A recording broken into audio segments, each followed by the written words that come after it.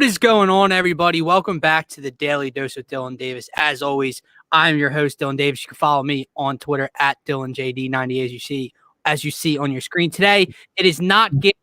It is a step up from Gint. I'm kidding, buddy. I'm just kidding. It is Deibs, one of our leaders here at the Painted Lines. You can follow him on Twitter at Mr. Crockpot. If you're new to the channel, please hit that subscribe button on the Painted Lines YouTube channel.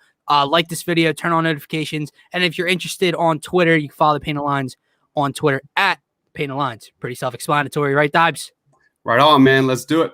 All right, so on today's show, The Daily Dose, Deibs and I will just be discussing a lot of Sixers, a lot of the team you see on the wall behind me, mainly because I don't want to get depressed and angry like I do with the team to my side right here. Yep.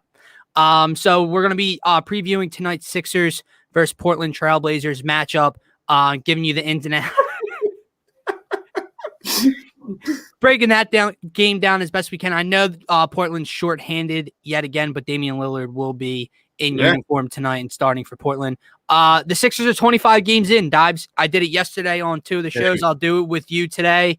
Evaluation time. Seems like a good time. It's over a third of the way through the season. Where are they? How have they looked through the first 25? What is their ceiling as is?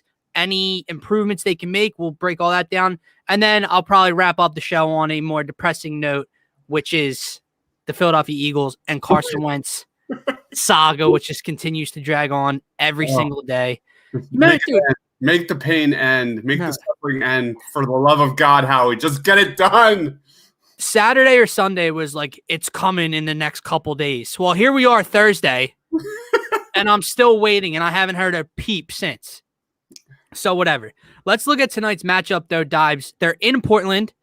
They lost to Portland when Portland visited a week ago tonight, actually, I believe. And they were extremely shorthanded then. They're shorthanded tonight. I know C.J. McCollum's out, Yusuf Nurkic out, Zach Collins out. So they still have Gary Trent Jr., Melo, Dame, so Enes Kanter. So it will not be an easy game on the road. However, the Sixers look to improve their road win streak to 5 games now, right? They're on 4. This will be 5 straight. Can you say that again? Yeah, no, that's what I said yesterday. Yeah. Don't wake me up, Deibs. I'm dreaming. I said, who the hell is this team? Who do they think they are to make me believe in them? It's crazy. Oh my God. So they're going for 5 straight on the road in a very tough West Coast trip right now. They're also going for 15-0 with the starting 5 tonight. However, I believe Shake Milton is out coming off the bench tonight after he tweaked his ankle or whatever happened on a drive to the basket on what was that, Tuesday night? So they would be down Shake Milton. Obviously, I think Mike Scott's still out. Who cares? And I think Seth Curry is good to go. So, Dad, let's get into this game a little bit. When you look at this game on the schedule, what's a thought that comes to mind when you look at this Portland Trailblazers team? I mean, talking about 2 totally different games. Damian Lillard is the name of the game. He's back compared to last game. He didn't play. Ben Simmons playing today, so you got that switch there. So Ben's in, Dame's in, and for me, it really you nailed it with the road wins because I tweeted some stuff. You look at the road wins for the Philadelphia 76ers. The Sixers notched their 7th road win this year in 25 games. It took 32 games for the Sixers to get their 7th road win last year. The Sixers, after that, went 3-17 in their next road games last season. But really, it comes down to defense for the Sixers on the road. The Sixers' defensive efficiency on the road this year is 106.4, which was 112.3 last year. 118.8 points allowed in 2019, 110.2 in 2021. It really comes down to defense, dude. It really comes down to this team being healthy, Seth Curry being back. You look at Seth Curry over the last couple games, shooting 6 of 9 from 3 the previous games, 10 of 36, 27%. Seth Curry's back. Ben is back. I think even though Damian is playing today, I like the Sixers' chances tonight. Yeah, little Crockpot. Say hello to little Crockpot in the background. Yep. But when I look at Portland's, defensive and offensive ratings, look, they are 6th in offensive rating. They're 28th in defensive rating in the NBA. Okay. They're also 30th in assists. I have here. They're 27th in field goal percentage. So they're not very efficient. They don't, provide offense through each other. They're more so, I guess, Dame time, getting to the rack. Oh, here she is. Special guest appearance. Hi. Little crackpot. Hi. Welcome to the Daily Dose. Hi, Dylan. Your daily dose. Your daily dose of little crackpot. But when I look at this team, Deibs, it comes down to, can the Sixers muster together enough stops? Because like you said, it's going to come down to defense, but it's going to come down to fourth quarter defense, in my opinion, because I saw a stat yesterday. The Sixers are first in like 5 separate defensive ratings in the fourth quarter. Did you see that? Crazy. Yeah. It's like they're first in defensive rating, net rating, opponent field goal percentage, opponent 3-point percentage, like in the fourth quarter. They're unreal late in the games. And, you attribute it to that on the road. I attribute the coaching to that on the road. Period. No, like you want to talk about evaluations. Like what grade could you give Doc Rivers other than an A++? I mean, his ability to – you look at the last Portland game. That last Portland game, you saw the Blazers rip off a 14-0 run in that third quarter. They won the quarter like 40-30 to 9. Yeah. It was really bad. It was not, even though Ben didn't play, it was like the exact opposite of a game, a Sixers game that we're used to watching.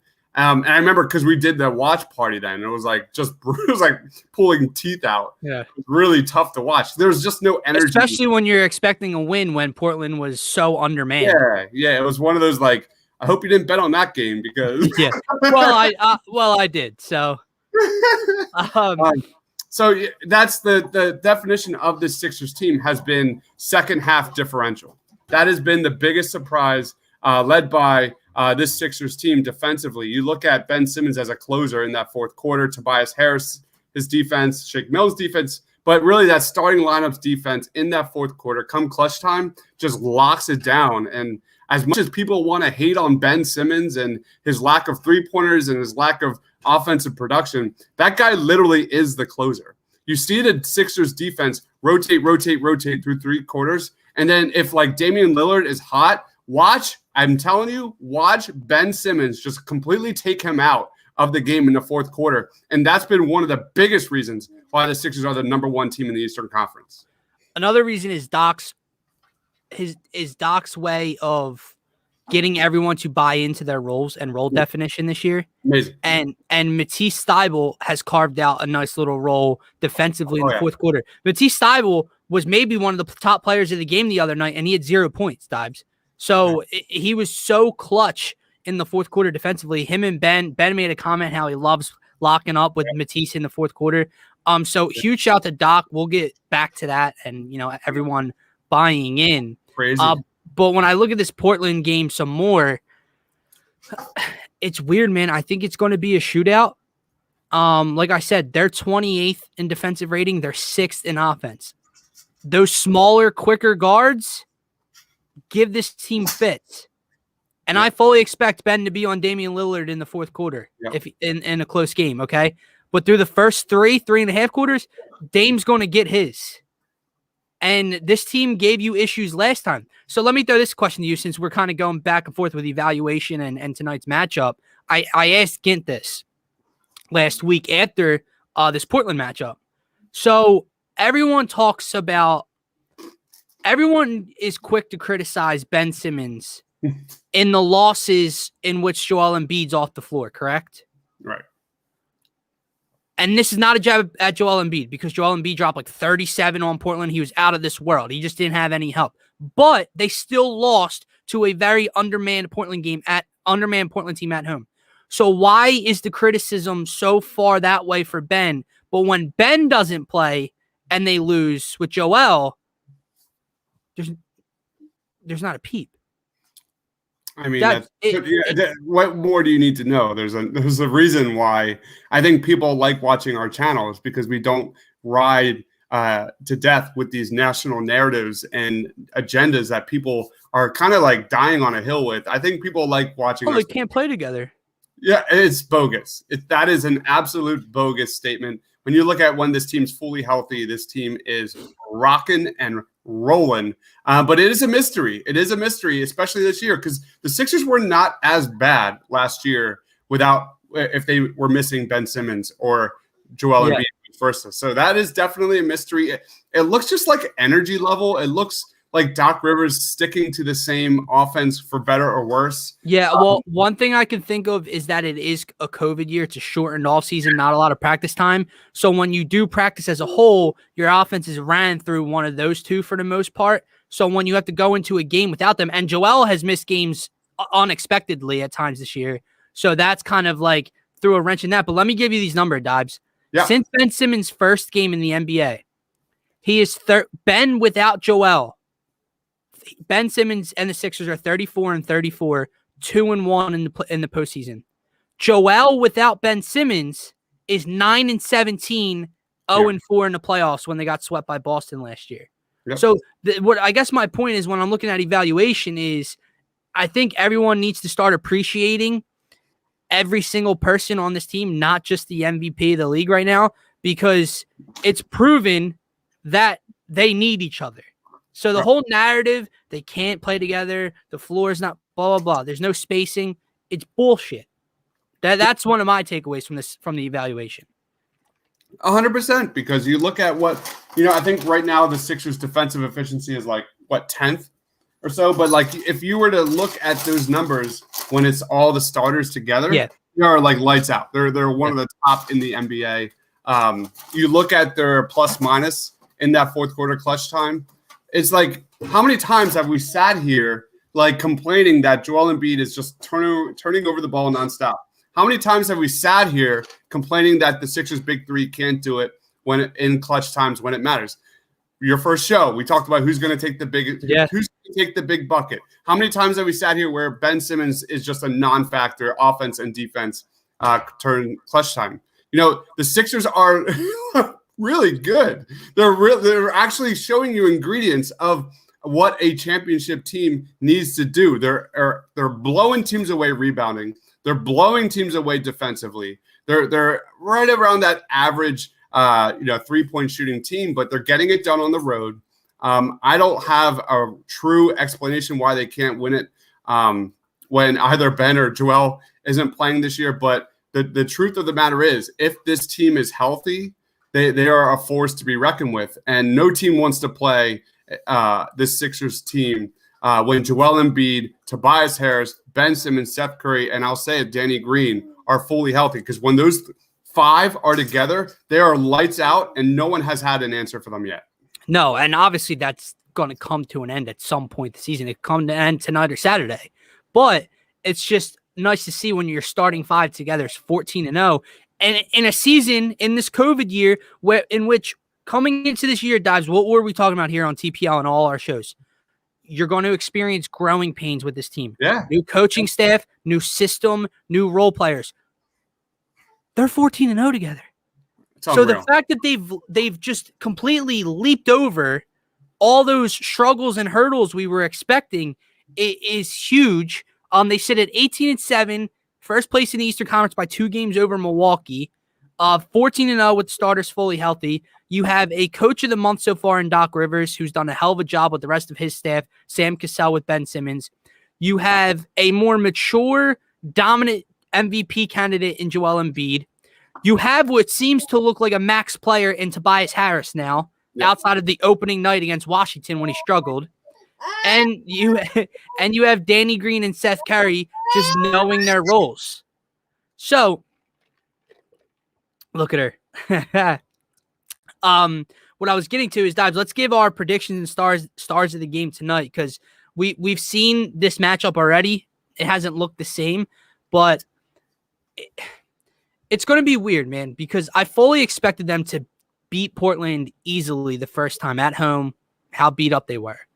Now Portland's still beat up, but they have Dame back. We have Ben back.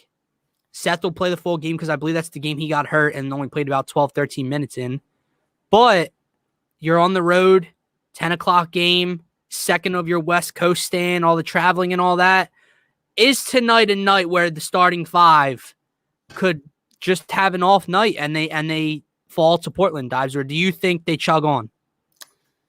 It's one of those questions where, like, years past, this would be a loss. Years past, you look at that Kings game, that's a loss. How many times have we said that? Like this season, Doc Rivers is the difference. Doc Rivers is the difference in this team, unlocking Tobias Harris, having this team more prepared in the second half, adjusting. What does that mean? I don't like for 3 years. Like we heard, we had Brett Brown. We're like, what does it mean to have a coach that adjusts on the fly? It happens. It's happening right now. And as much as like I want to like be that pessimistic Philadelphia sports fan, like I think the Sixers get the W tonight. This is not your Brett Brown Sixers. There's a different DNA about this team. There's a different DNA that you could tell. Tobias Harris is as locked in as I've ever seen him in a Sixers jersey, period. Joel Embiid, Ben Simmons, these guys are playing like they want to be all-stars. They're playing for something. Last year, it was a clusterfuck. And this, I think you're seeing that even though like that Portland game was a mess a week ago, I think they come out here and make a statement. I truly think that they're like, we're the best defensive team in the NBA. Joel Embiid comes out and says, I'm the best player in the NBA. Tobias Harris says, I should be an all-star. And Ben Simmons says, I should be defensive player of the year. So that's the difference. We didn't see any of that kind of mentality last year at all. And it really comes down to, I think, Sixers shooters. I think Danny Green and Seth Curry need to be on target today, because that is like a major separator for the Sixers. The shooters have to be there, because if Ben is driving and kicking and the Sixers shooters aren't hitting, it's a completely different game and defensive game plan against the Sixers. So we'll see. I do think that the Sixers have a lot going for themselves, and I'm just like ready to just move on from that old mindset that I've had over the last 2 years. I agree. Let me get to these comments first. Abe says, hey, what's going on? Honest Abe. Abe just got tatted in Bristol yesterday. Good follow on Twitter. Cool. Marky says, hi, guys. My take, Maxey will have to step up with Milton out. Trent Jr. and Portland, 41% from three, hurt us last time. Yeah, that's a good point that we haven't discussed, Deibs. Like I mentioned that Shake's going to be out, but we didn't talk about who's going to fill that role, and he's right. This is going to be a game where Tyrese Maxey, he hasn't touched the floor a lot recently in the last week or two. He's probably going to get a lot of run tonight. Yeah, Tyrese Maxey, go back a week. What was that? 2-4 was the most minutes he's played compared to 2 weeks ago. So that game against Portland, Tyrese Maxey had 133 offensive rating, 24.8 usage rate. And again, that was without Ben Simmons. So Tyrese Maxey definitely needs to step up tonight. I don't think he's been playing terrible. I just think that Doc Rivers is more so picking and choosing his spots. Yeah. I think he's trying to avoid Tyrese from hitting that rookie wall like all rookies do. This guy plays just at a 200% level, attacking. And I think it's a smart play by Doc Rivers, but this is definitely a game that you want to see Tyrese Maxey. I would love to see him get back to that attacking mindset rather than more for Gorgons. So we'll see. No, I agree. So you got Sixers win tonight. Do you have a standout player? Like there's someone?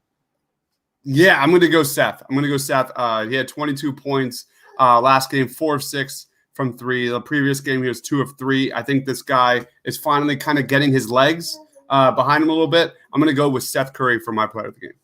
I like it. I'm going to say the Sixers win for a few reasons.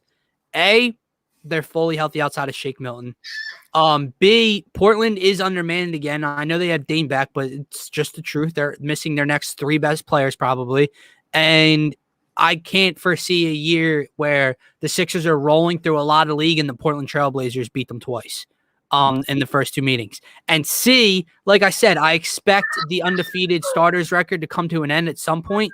I think that could happen Saturday in Phoenix. And I don't foresee this starting 5 losing 2 in a row. So I think they win tonight just for a few of those reasons. And they're the better team. A guy that I think steps up tonight, I think Tobias Harris. Nice. And I say that because Joel Embiid. So we missed Ben Simmons last time around against Portland. Seth got hurt. He didn't play a lot. I think he was 0 for 1 from the field. I think I'm going with Tobias because even though Joel dominated the last matchup, everyone else sucked. Yeah. Tobias had like 13. He was in the mid-teens, I believe, for that game. Joel had no help. That's why the Sixers struggled. I don't think that happens again. So I think the Sixers win tonight. I think it's a 5.5 point spread. Might lay the points, and I like Tobias Harris to stand out tonight. But if you have any other notes, you can throw them out there, Deibs. But let's move on more into our evaluation because we touched on it. But Tobias Harris had an 87 offensive rating against the Blazers last game. I told you about that winning mindset. I guarantee you Tobias knows that statistic because you look at the rest of his last 2 weeks. I mean, offensive ratings well in the hundreds. And I know that Tobias Harris sees that and is like, nah, that's not me, son. You know what I love? Oh, sorry. Go ahead. No, go ahead. Little fun fact. Did you know that Seth Curry hasn't missed a free throw this entire season? Yes. Isn't that cool? And Zoom, you know what I love too? Zoom off doesn't pull the broadcaster's jinx. He waits till after Seth sinks both of them to acknowledge that he still hasn't missed one. He doesn't say it before he gets to the line. Right. So yeah, but a little fun note. Our own Austin Krell. Did you see that thing with him and Tobias? No. What I miss? You didn't see what Krell put out on in our Discord and on Twitter? No. Tobias, he asked Tobias a question post game. And Tobias said something about his background, on the Zoom call, and was messing with him about his background. It was hilarious. Oh, that's awesome. Yeah, he's like, that ain't your background, is it? I've been out sick the last 2-3 days, so I don't even know what day it is right now. It's Thursday, my friend. Abe says, took him out after that. I want that with Gary Trent tonight. All right, so let's move on more to our evaluation. We've talked about the defense, coaching, but coaching is going to be a common theme with this, along with the team getting to the next level and players getting to the next level. And I said that earlier in the week and last week on the show. It's no more when you're 25 games in. It's no more just you're hot, you're off to a good start. Other teams are still adjusting. This team's for real, and they're for real because players. Tobias Harris is on to that next level now. Joel Embiid is on to another level of dominance now, okay? And that can come through coaching. And, it's funny, my college roommate texted me the other day, and he's a Sixers fan, but he doesn't follow every night. He doesn't watch every game. So he doesn't get to see every game because he's working. But he texted me and said, he got me so hyped. He was like, something, right? I was like, what? He's like, the Sixers are winning the chip this year. And I was like, why? Because it was out of nowhere. It wasn't a game night. It was an off night. I was like, why do you say that? And he's like, I just saw a clip from practice and they're giving me 2017 Eagles vibes. And I was like, oh man. I was like, don't get me started. So then I'm thinking about it, right? 25 games in, first place in the Eastern Conference, 18-7. The starters look unreal together. They're undefeated together. Are they good enough? And I think they are. I think they're good enough to win the East. If you're good enough to win the East, you're good enough to compete for a championship in the finals. But why is that, Deibs? So my evaluation is a few things. Joel Embiid's maturity level is on another level this season. I think he finally realizes what he needs to do. I think that the team as a whole is much more collectively together. I think Dwight Howard and Danny Green and this coaching staff have done a great job of bonding this team. I think they're closer than ever off the floor, meaning Ben and Joel and Tobias. And it's little things, and it can sound corny to a lot of people, but when after every single performance, they're tweeting about each other making an all-star game. In every single post-game presser, they're making comments about one of the other three to make one of the other two for MVP, for all-star, for this, for that. There's a bond there that's showing on the floor. Yep. Ben and Joel are closer, I think. And then I give all the credit in the world to this coaching staff because as cliche as it sounds, Deibs, every new team to win a championship, obviously there's the teams that are there every year, right? And they have their system.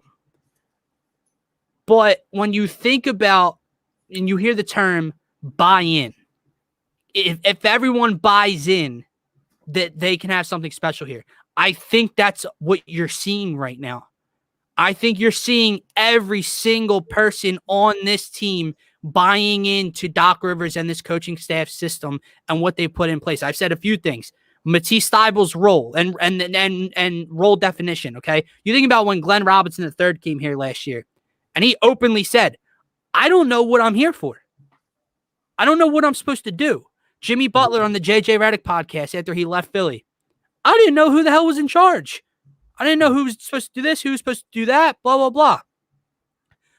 Matisse Thybulle, 0 points, and he doesn't play a ton, but guess what, Deibs? His role is to come in and lock down defensively. Seth Curry, he had 22 points the other night on 4 of 6 from 3, and a majority of those points came in the first half. So my point is, in the fourth quarter, down the stretch, when the Sixers needed offense, and the great shooter that Seth Curry knows he is, don't you think Seth Curry wanted the ball, wanted a few shots? But he didn't, because it was Joel Embiid and Tobias Harris's time to carry, because those are the guys down the stretch. Do you get what I'm saying? Like, Seth Curry knows he's a world-class shooter, and he was on fire that night. But that's not his role. They are, I don't know, man. I think they've all bought in, and I think that's what you're seeing on the floor each and every night. I fully agree. It is the coaching. The coaching is the main difference. You look at Tobias Harris, you look at Joel Embiid, especially these two, are just more decisive and quick with their reads and reactions when they get the ball in their hands. How many times have we seen Embiid just fumble the ball out of bounds when there's a double team? That guy is reading a double team better than we ever have seen him as a Sixer. Go ahead. No, go ahead. I was going to refer to that against the Kings. He got doubled, and he was in the post, and he literally one hand over the double baseball throw to Tobias for an open 3 down the stretch. It was beautiful. Yep. Like, Tobias gets the ball down low. Joel Embiid gets the ball. It's bang, move. It's not – there's just more reacting, and I can't give enough credit to the coaches and Doc Rivers' coaching staff, period. I think the biggest reason to be really excited as a Sixers fan, you look at the pick-and-roll offense. This team is being built around defense. The identity of this team is defense, but you look at – you're projecting towards the playoffs, and how do you score in the playoffs? It's all about mismatches in the pick and roll. Find your mismatch and exploit it. This team is now and you look at the points per possessions in the pick and roll. They were one of the worst teams in the pick and roll last year because they barely ran it. This year, they're number six in points per possession in the pick and roll. Guess what? They're like middle of the pack in terms of frequency, and they're number 1 in field goal percentage in the pick and roll. This team is being built in the pick and roll behind Tobias Harris and Joel Embiid. And as much as people want to shit on Ben Simmons for not scoring 20 points a game, this guy's doing all the little things around that to make sure and facilitate that happens. So you watch Ben Simmons take a step back. You're seeing that 2018 Tobias Harris step up and Tobias Harris was number 1 in points per possession in the pick and roll in 2018 under Doc Rivers with the Clippers. You're seeing that offense being built, and you're seeing a defense that, if healthy, is one of the best in the league. And you got to be feeling good if you're a Sixers fan, because that is playoff basketball. And come fourth quarter against a team like the Nets, dude, that is going to be a blast to watch, man. I don't have answers for that either. But either way, it is definitely boiling towards a playoff contender. Well, I keep talking about the coaching staff, but it's not just a fluke that Tobias Harris is playing like this under Doc Rivers. No, it's not. And you know what the funny thing is? I think we all were hopeful before the year that Doc could get him back to 2018 Clipper Tobias, right? But it was all like, okay, is that really like the thing, right? Yeah. And you know what it is? It's a confidence thing, dude.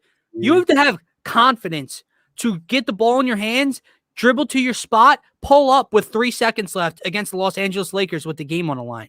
Okay? You have to have confidence to pull up from 3 with the game on the line against the Kings on the road when you're struggling. He went 2 of 5 from 3, Tobias Harris, on the in Sacramento. Both threes came late in the game in clutch time. Okay? So there's a confidence in him. There's a confidence in Joel Embiid.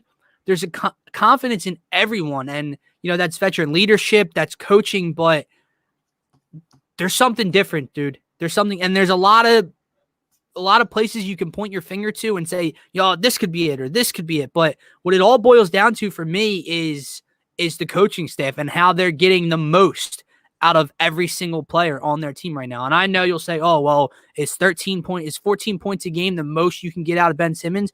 No, but you're seeing him be more aggressive. And I'll tell you the number I like to see, right? Obviously, I want Ben to be efficient from the field.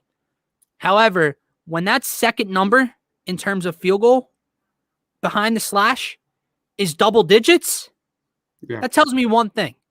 That tells me Ben Simmons was an aggressive Ben Simmons tonight. Mm-hmm. So when he's got 10, 12, 13, 14 attempts from the field, that is an aggressive Ben Simmons, and that's the best Ben Simmons. And you talked about roles and everything like that, and you alluded to the shooters. Guess what? Ben Simmons leads the league in 3-point%, like 3-pointers made off of assists. Yeah. Over Luka, over everybody. Okay. The only thing I'll say about Ben Simmons is cutting down the turnover percentage, because when he does, it's extremely noticeable how effective this offense can be. I have railed Ben Simmons on turnovers this year. That seems to be kind of like feast or famine. If we can get that down to be a little more consistent, that's what I would love to see, because this guy goes from like turnover prone, like the highest he's ever had in his career, to looking great. And it's seemingly like a roller coaster. You're seeing stretches where his assist to turnover ratio is garbage, and then his assist to turnover ratio is fantastic. So just want to see a little more consistency with Ben Simmons there, and it makes sense because he's playing a role that he's never had. He's never ran a pick and roll. This is you're good. When I said frequency in the pick and roll, that's going to go up. You're going to see that go up and up and up as they get ready for this second half of the schedule. So it's him adjusting. It's a lot of things. It's a shortened off season, but there's just so many positive reasons that I can't fathom why you would be like on Philly Sports Radio or the national narrative that the Sixers suck, or like to be down on this team. This team is exciting. This team is playing the best when they're clicking. This is hands down the best basketball I have ever seen from a Sixers squad. Period. It's not even close. I completely agree, and I don't think there's a narrative that the Sixers suck, but I think there's too much put into that big three, and then there's too much put into the MVP Giannis and everything like that. But you know what? I try not to watch it too often, but sometimes if I'm bored, I tune in the first take and stuff like that. Oh, no. And Steve, well, hold on. Stephen A, made a point the other, like last week or whenever. He's like, when are we going to start acknowledging Joel Embiid in the regard we acknowledge Giannis in? Like, when are we going to start like putting him on that? I was like, okay. But let me get some comment, dude. This dude has a new name every day. Detective Harry Yams. Yams said, I just watched this stupid video by The Ringer about Joel Embiid, and it called Simmons and Embiid's fit clunky again. That's what I mean by that. Like, but failed to mention that they're the third most effective duo in the league. Yeah, dude, that's a bad video. That's a bad video, dude. I don't get it. And it's sickening. It's sickening that no one's doing their research, period. They're following. They're clearly trying to like get, it's all that clickbait, all that. No, they probably saw a highlight or two or tuned into a Sixers game for 3 possessions where the offense didn't look good and Ben and Joel are in the post together. And it's like, oh, you see, they can't play together. Well, 18-7, buddy, but okay. Marky, my bet, man, over 15.5. Is that it? Is that what his over set at? Marky, I took Ben first bucket tonight. I'm a little nervous, but that's a good bet. I need the Sixers. I need Joel to win the tip and Ben to get downhill quick and finish, please. I like it.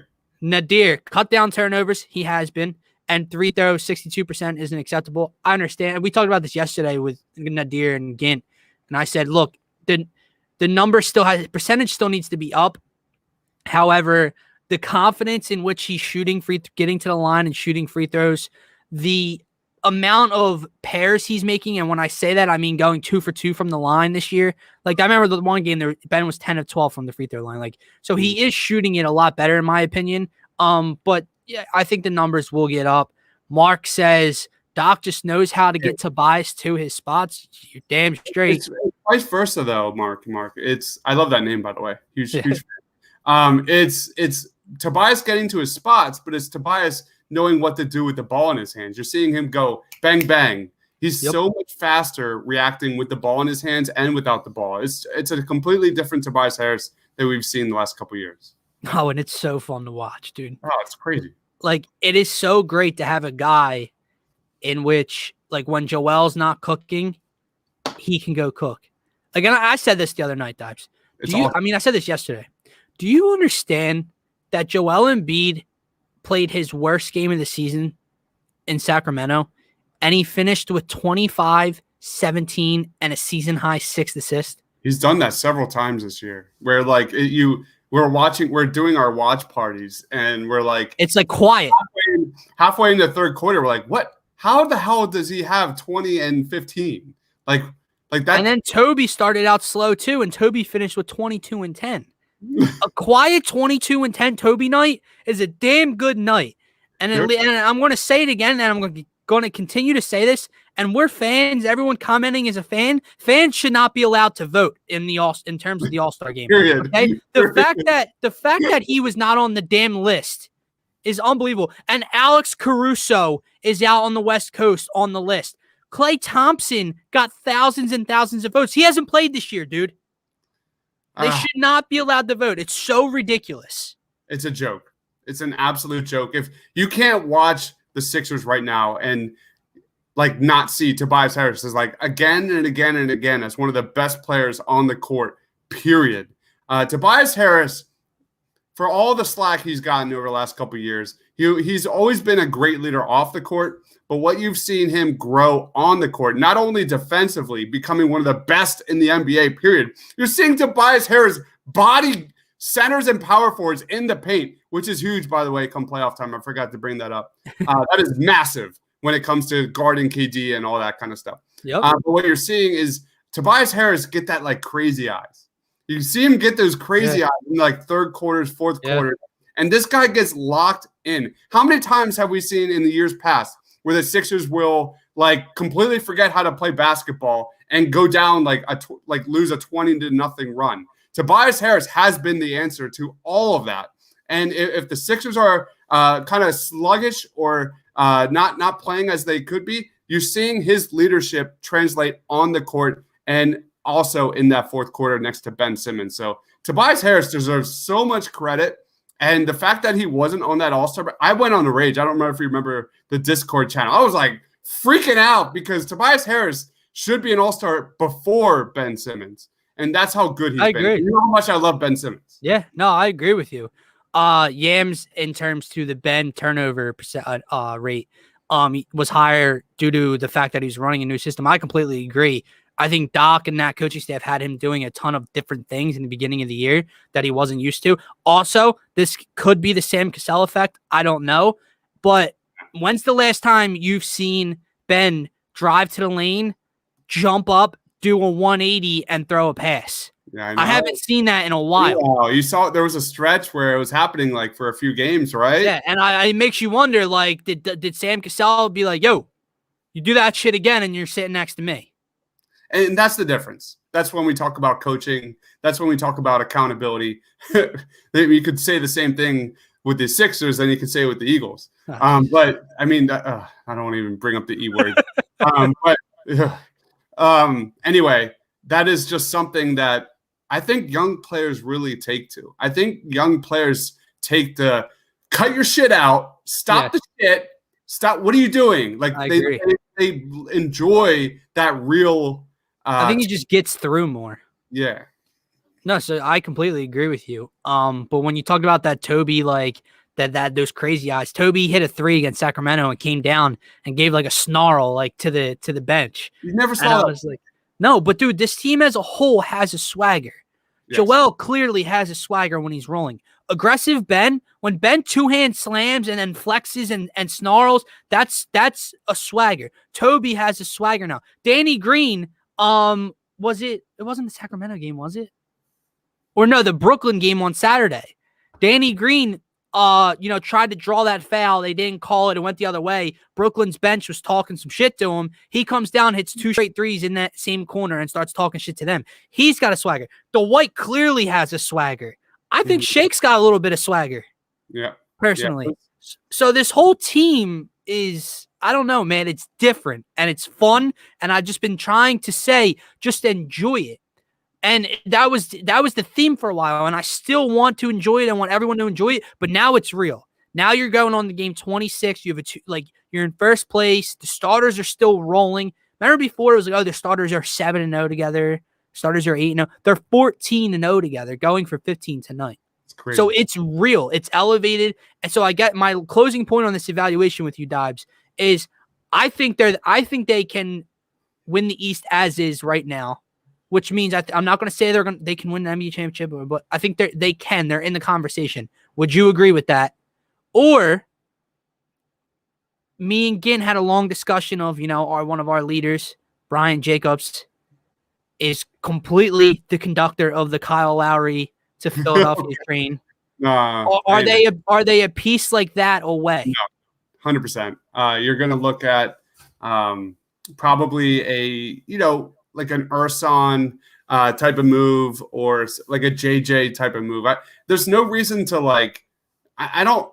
Although it's Daryl Morey, and you can never predict the future with Daryl Morey.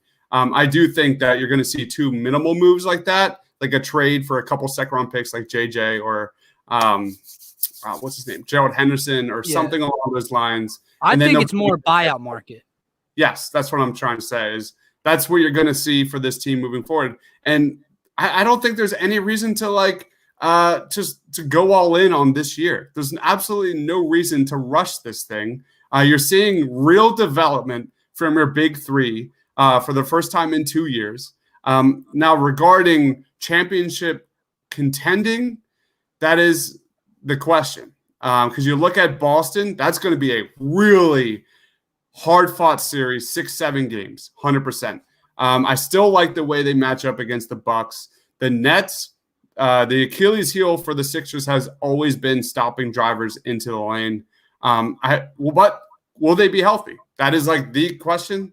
And it's clear that they'll have to score offensively. They need to be really clicking offensively to match up with the Nets if they're healthy. I do think, though, they get out of the second round. So that's my final. I do think it's a near. So they're at least in Eastern. They're at least the top 4 team in the league. Yeah, 100%. What you're saying? They're making it to the conference finals. Yeah, but beating the Nets when it comes to KD and Kyrie and James Harden on the court at the same time, that's a completely different question, and save that for another pod. Yeah. Yam says, speaking of swagger, this team has this unspoken motto of wait until we get you to the third quarter because they will clamp down on teams out of the half. Did you see Brock's stat? Did you see Brock's stat? No. In what, 11 games the Sixers have – no, 11 or 14. I don't know. The Sixers have had the lead after the half. They've won every single one of them. Every one. That's awesome. Yeah. Marky says Doc and Sam are way more relatable to the players. You can tell by the way they talk about them. It seems to be that way. Yep. And Mark says Embiid's dedication to fitness, being married and having a kid is motivated him to get great this season. Imagine what Simmons will be when he has what Embiid has. 3-point champ, no missed free throws. No, you don't. Can we remember last game against Portland? That was when Embiid fell on his knee wrong and his knee buckled. Do you remember that? Let's not have that happen tonight. Yeah. Let's pray for that. Nadir, a wise man once said, "If it ain't broke, don't fix it." I agree. I think a move or two's coming at the buyout market where they just add pieces that could potentially help. Deibs, do you know Shannon Vasquez? No, I don't. Oh, well, apparently little crockpot is the cutest. I agree. So that is the Sixers evaluation. Deibs and I had them beating Portland tonight and getting to 19-7. How's 19-7 sound, Deibs? Let's go, baby. Let's go. Wait, I thought we were talking about the glue codes. What are we doing here? No. I can't. 1-0, baby. You got, like Marquis says, you got to win one at a time. It's out of my pay grade. One at a time. No, sir. But anyway, let's move on to the Eagles a little bit here. Deibs will be right back. I want to talk more about the Eagles and get your guys' opinion. Marky and Yams, I haven't talked to you guys in a while. Look, it's about inevitable that Carson Wentz is on his way out of Philadelphia. There he is. How are we, Deibs? We good? Yeah, you're just breaking up on my end a little bit. Okay. So I'm trying to get the people's opinions on where they stand on the saga. Whether it's Carson should want to come back, or if it's the organization's fault. You know my stance. Deibs, I haven't talked to you a ton about it because we haven't done Party on Broad in a while. What's your stance on it, right? Because the quick rundown of mine is I think it's inevitable now that he doesn't want to be here, so they have to move him. But I still blame the organization because they're the reason he doesn't want to be here. All right, sorry, I missed the question. So are we talking about the Carson Wentz trade, or are we talking about Carson Wentz? Yeah. All right, so Carson Wentz, I mean, it's sickening, right? Like, you know my thoughts. My thoughts are I just want it to be over. I'm just tired of it.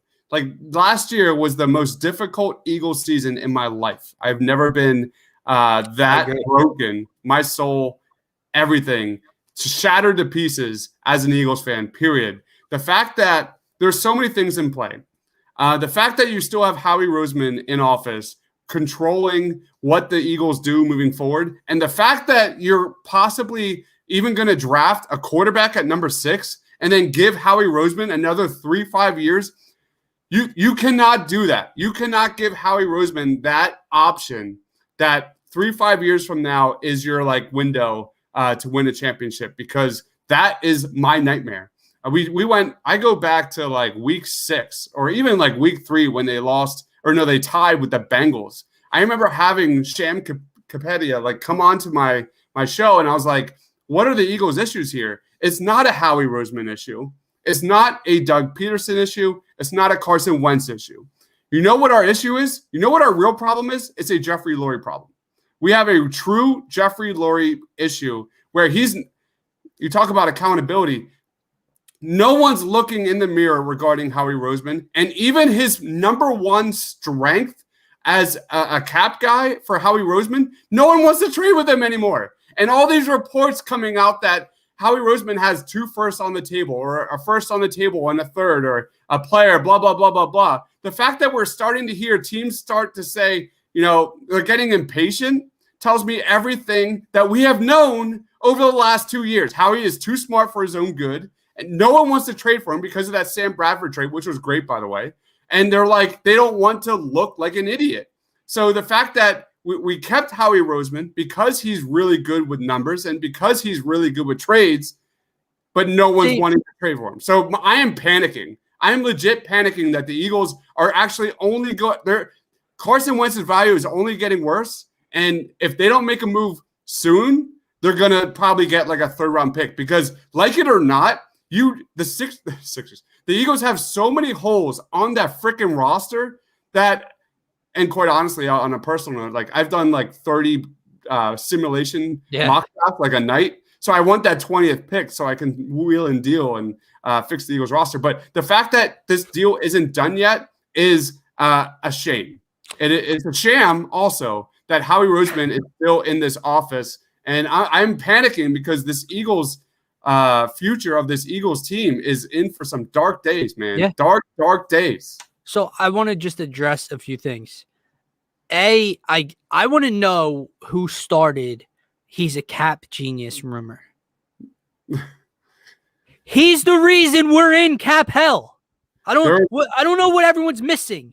Wherever this rumor started, he's the reason. No, for Yams, I love you. They are not going to be okay. They started back in 2017, and that was that's the biggest. Is that not the biggest take? No. I heard this from someone the other day, and I think it's a very true statement that doesn't get talked about enough. All those moves and players that came here in 2017, I think bought into what they saw in number 11 and this organization, and they took pay cuts on their own to come win a championship because they thought they could. I don't think that was a Howie Roseman just miracle. One season he can do this. The other thing is, you talk about the Bears and the Colts, 20th, 21st pick. Excuse me, who's making that pick? Yeah. So who cares? Who cares if we get that first round pick for Carson Wentz? Howie Roseman's making that pick.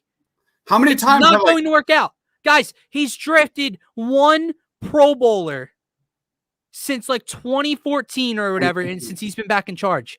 That is Carson Wentz. Guys, I had Rob Motti on the Faithful Fanatics before. It is not that difficult for a player to make a Pro Bowl. Like it seems, we made a Pro Bowl. It's not that hard. And for 6 or 7 years, throughout 7 rounds of an NFL draft, he's drafted one Pro Bowler. That's not an issue. Third, I'm sorry, I just got to get this out. Yam says, I think dysfunction is not one person's fault. There are so many rumors about his attitude. You can't absolve him for anything. Here's my point on that. I don't know Carson Wentz. Maybe that's all true. Okay? It's all coming from Howie, though. Exactly. We haven't heard a single rumor about Howie Roseman. But Carson's a bad teammate. Carson's changing things at the lines. Carson doesn't trust and get along with Doug. Blah, blah, blah. Secondly, where were all these rumors when they were winning and Carson Wentz? It was Wentzylvania. There was no rumors about his attitude, about him being a good or bad teammate. Nothing. One bad year, and this is what you're getting. And now there's rumors coming out that Doug wanted Carson. No, it's a true rumor that Doug wanted Carson. Howie wanted Hurts. You remember that argument of the video of Doug and Howie arguing at the NovaCare complex on the practice field in like October? That's rumored now coming out of there that Howie wanted Doug to up Jalen Hurts' first team snaps all the way back in October. Okay. Because he meddles and what general manager gets to pick the game day roster? It's insane. Remember that when that came out, and everyone ate it. Like every single beat writer out there dropped it completely. As soon, I don't know if it was Les Bowen or I forget who it was, but that report came out that Wednesday, Thursday, Howie tells Doug who is available based on cap. That was the most ridiculous thing I've ever heard in my life. Howie Roseman making that kind of call. He's not a football guy. And no one touched it after that. It just died. It just died. And if no one, my only comment on Howie, and I'll let you go, is that it doesn't take a genius to know where the information is coming from. Over this last week or two, you just look on social media to know where the sources are coming from, and it's incredibly obvious what's going on with the Eagles front office. And the fact that the Eagles don't have a plan is really the big story here. The big story going on is the Eagles are inept, and that is because of Howie Roseman and Jeffrey Lurie's inability to know what the hell is going on. So I completely agree, and I just wanted one more thing about one of your points was drafting a quarterback at 6. And we talk about Howie drafting. Okay. Hold on. What'd you draft Jalen Hurts in the second round for then?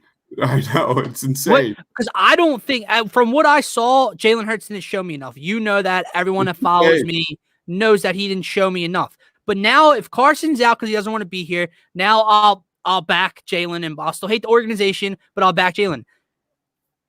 If you're not sold on him, what did you draft him for? It's insane. And I'll wrap it up by saying this, Deibs. How many Party on Broads? How many Eagles pre- and post-game shows did we do this year? And people kept commenting, when does Carson get benched? You got to bench Carson. And what was my consistent answer all year long? The moment you do that, the moment he's no longer the starting quarterback of the Philadelphia Eagles. Yep. And people were like, no. They'll just bench him for one game, get his head out of his. No. The moment you do that, because you know the second Jalen Hurts comes in and does something good or right, you know what the fan base and media is going to do. Oh, my God, what happened? They benched him, and he beat the Saints. And now Carson Wentz is no longer the starting quarter. You guys go back to September, October. I'll confirm that. I remember it. Yep. And I just want to like for the record, I don't want to draft a quarterback. No, I know, but that's out I'm there. just saying it does make sense though. As an Eagles fan, you can't deny that you're at number 6, and if the chance that you're getting one of these top quarterbacks fall, the name of the game is having a franchise quarterback. That definitely is on the table, and if you're denying that, then I question your football knowledge, because the fact that the Eagles don't know what they're doing right now is everything you need to know. This year has evolved into a 1-year tryout for Jalen Hurts. That's it. They're going to lose a lot. This year, 2021 has always been a wash, but everything is now evolving to building around Jalen Hurts and giving him that 1-year tryout to see if he has any kind of long-term starter potential. Yams, we agree on a lot, but I never said he didn't have the potential. I said he didn't show me enough. And if you want to throw out numbers in NFL history books, no quarterback threw for over 4,000 yards and not have a single receiver have over 500. So if we're throwing out numbers, because Carson Wentz isn't a prize pig, but Jalen Hurts somehow is. And you can remember this. They were 1-3. So for everyone that told me better quarterback play will win you games, they're 1-3. I try to look at this objectively as much as I can. There's only a few things that like I'm not objective with. It's like Norvell Pell, Greg Ward, Blue Coats, that kind of stuff. But who did Carson Wentz beat at the end of the 2019 season, that 4-game stretch? What was their combined records? So just something to chew your mind with is that there's a lot of issues with the Eagles. There's not one single issue. But are you talking about because the division was bad? The division was terrible, right? Man. Okay, so let me throw this at you. Who did Jalen Hurts lose to? Those exact teams. Yeah. So I'm not defending anyone. I'm just trying to play, devil's advocate here that you can't deny Carson's was terrible. And no, he was when you're terrible to that extent, he was probably the worst quarterback in the NFL. Yeah, I agree. When you're that bad to that level and to that contract, things happen, and this is what it is. This is not a Carson Wentz problem that the Eagles are in right now. It's a Howie Roseman and a salary cap problem. That's the truth. The Eagles need to lock in Jalen Hurts or a rookie quarterback and look at 2023 and hope to God you have a quarterback on a rookie contract and you're ready to roll and out of salary cap hell. That's the issue. So I'm going to wrap up by answering this because I don't feel like getting into a Hurts versus Carson argument because Carson's out of here. You guys won. You beat me down. He's out of here. I want to address this comment. You're comparing a 5-year starter to a quarterback in his first 4 starts. And Yams, I'm assuming you're not a Carson Wentz guy clearly through your comments. Okay? Yeah, he played himself to the bench this year. Fine. How loved was this man in this city? Yeah, man. Hold on. Let me run through the years since you brought up 5-year quarterback. That's what I get a lot. You can't compare him to a rookie. Okay. 2016. Wasn't supposed to be the starter. Trade Sam Bradford. He gets thrown in 6 days or 5 days before the opener. Played pretty damn good as his rookie year, right? They were 7-9 or whatever. They weren't any good, but he looked good. Everyone loved him. 2017. Probably the MVP of the league. Leads them to first place in home field advantage. Nick Foles doesn't win that Super Bowl without home field advantage. 2018, comes back too early from that injury. His numbers, now he didn't look that great, but his numbers were better than what they were in his MVP year in 2018. 2019, he's got me and Deibs running routes for him and wins 4 straight, throws for over 4,000 yards with not a single receiver having 500 yards. No, he had 1 bad season. I don't know how many times I had to explain this to people. Do people think that quarterbacks, legendary Hall of Fame quarterbacks, never had a bad season? Brett Favre threw over 20 interceptions like 8 times, 7 times in his career. Peyton Manning threw more interceptions than touchdowns in his 4th season. I know you're not arguing with what he did. What I'm saying is quarterbacks have bad years. And you guys, not the fans didn't do it, the organization did it. But the people out there that are arguing that pushed him out. You pushed him out after 1 bad year. That's a fact. I'm ready to send your ass to Chicago and build up that trade value, baby. Let's go. Yo, I'm buying that jersey wherever it is. Love it. Love it. All right. For myself, for Deibs, it's always fun talking to you guys. I believe Gant and I will either be on tomorrow or Saturday before the Suns game, hopefully. So for myself, for Deibs, for Gant, who wasn't able to be here, good. Watch The Dark Knight, you coward. That's all I say. He's unbelievable for never seeing that. I can't But subscribe, like this video, follow us on Twitter. Go Sixers, go Flyers whenever the hell they come back. Yeah. And have a nice night.